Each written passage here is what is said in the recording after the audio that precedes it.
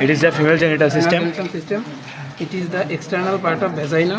It is vulva, and it is the part of rectum, large diameter, and this tendon is called broad ligament, which ligament covers the whole female genital system, and it is the urinary bladder.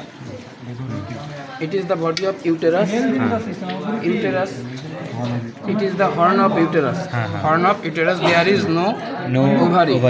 But There is a the present last part ovary. of horn, Ovary. here ovary is present. Ovary is present.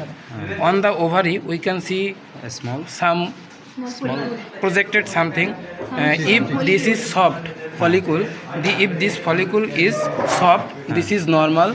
But if this follicle is rough or tough, it is the symbol of abnormalities. And it is the last part of ovary.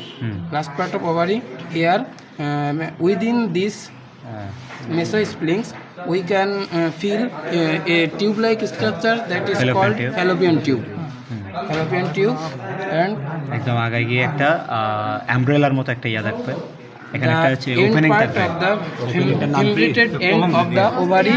Here we see a opening named ostium. Ostium. Named ostium.